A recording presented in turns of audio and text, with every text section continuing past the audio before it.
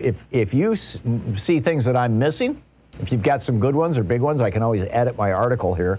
The title of today's piece, How Far Down the Road Towards Fascism Has America Gone? This is one of the cool things about writing on Substack, is that I can, in real time, I can just add things to my op-eds.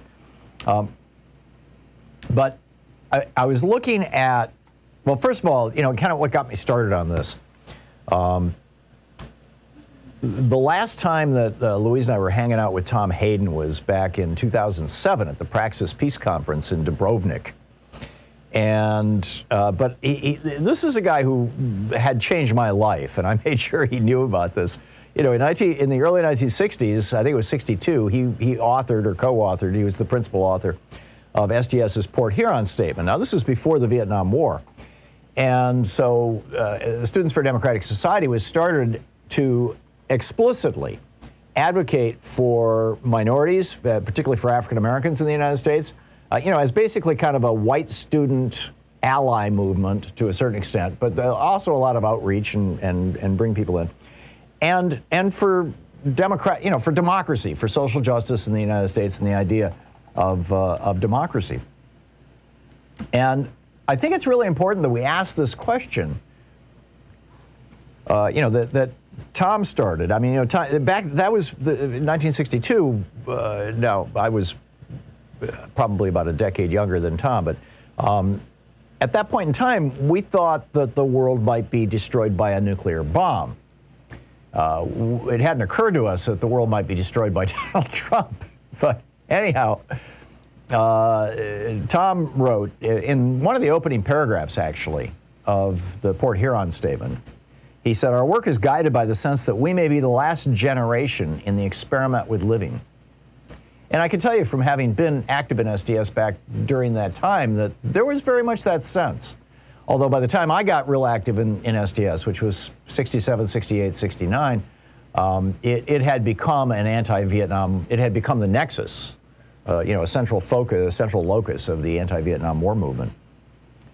But I think it's important for us to ask this question. You'll recall that college professor, the Milton Mayer, I've quoted him many times, the Milton Mayer interviewed after World War II, the German college professor, and Mayer basically said, "How did you guys, let this happen?" And the college professor said, "To live in this process is absolutely not to be able to notice it. Please try to believe me." And then he goes on, he says, there were all these changes, but every one was just one small change, and it was just one small news cycle, and we let that one go on, and the next one, and finally he says, one no more saw it developing from day to day than a farmer in his field sees the corn growing, and one day it's over his head. So, given that, and the 60s were really a very different time also, in that while we had a president, Lyndon Johnson, who was sending my friends off to, some of my friends off to war to die, a death sentence by draft. At the same time, he put into law in 64 the Civil Rights Act, the Voting Rights Act, Medicare, Medicaid, massive social welfare programs that lifted people out of poverty, that helped build the middle class, the American middle class, until Reagan started taking it apart in the 1980s. But I think from that time, we couldn't have imagined what would happen in the next 50 years. What has happened since that time, since the 60s in the United States. In 76, 78, and then doubling down in 2010 with Citizens United, the Supreme Court legalized political corruption, what we were talking about yesterday in the context of, for example, Kyrsten Sinema and Joe Manchin. President Bush authorized extrajudicial murder, kidnapping, and torture of non-citizens. President Obama authorized the first legal assassination of an American citizen on foreign soil.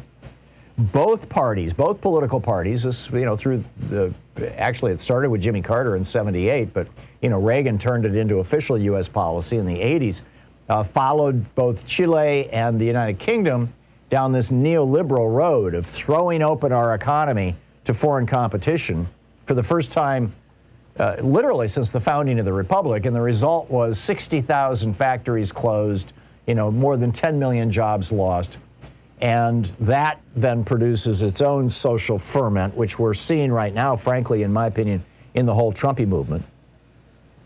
We've had repeated tax cuts shifting tens of trillions of dollars out of the pockets of middle class and working class people and into the pockets of the top 1%, so completely that, as Bernie Sanders tweeted a couple of days ago, the top 1%'s wealth now exceeds that of the entire American middle class. Let that sink in.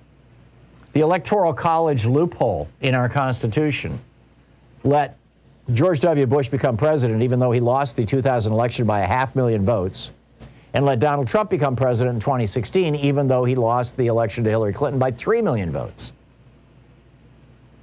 President Reagan ordered the Department of Justice and the Federal Trade Commission to stop enforcing the Sherman Antitrust Act, the Antitrust Act of 1956, the Clayton Antitrust Act. I forget what year that was passed, somewhere in there in the 30s or early 40s. He basically stopped all that, and as a consequence, and then Bill Clinton in '96 signed the Telecommunications Act, and so as a result now, we've got this bizarre situation where hard right poison, at this moment as I am speaking, is pouring out of 3 cable television networks, 200 plus television stations in the Sinclair network, 1,500 radio stations in English, and an estimated 200 to 300 radio stations in Spanish. Again, something the Democratic Party is not noticing and is going to bite them in the ass really badly. Ronald Reagan reversed Congress's assertion in the 1930s that unions could be legal and had legal protection, and thus now in America only about 6% of the private workforce has such protections. We've got a movement of armed militias denying the authority of the U.S. government. They basically declared war on liberal democracy so completely that they led an assault on the U.S. Capitol and were within minutes of assassinating the Vice President of the United States and the Speaker of the House of Representatives. Our intelligence agencies launched a massive surveillance program that caught us all up in its web, as Edward Snowden laid out. The Republican Party has, almost without exception, embraced the idea that elections not only can be rigged, but should be rigged to their advantage. They've passed over 30 laws in 19 states to rig the 2022 and 2024 elections in advance. Multiple Republican states have passed laws decriminalizing killing people on public streets by driving cars into crowds of demonstrators. Voting rights legislation is being blocked not only by every single Republican in the United States Senate, but by 2 United States Democratic U.S. senators, Sinema and Manchin, because it would take ending the filibuster to stop blocking voting rights legislation. An entire generation of students, this didn't even exist in the 60s. You know, people went to college in the 60s, you know, you could work a part-time job. I worked pumping gas at a gas station and as a dishwasher at Bob's Big Boy. And you could pay for your college tuition that way. Not anymore. An entire generation of students are saddled with crippling debt. Over 40% of Medicare has now been privatized through the Medicare Advantage scam. An estimated 1 million American families will go bankrupt this year just because somebody gets sick. Fewer than a quarter of all high school graduates have even taken one single class in civics, leaving the 2 generations since Reagan's change in our education systems basically unaware of how democracies are supposed to work. We had a president, Donald Trump, who brazenly and nakedly lied to the American people literally every single day of his presidency and continues to do so. You have multiple members of Congress who committed an act of sedition, and their consequence has been re-election and being turned into media stars.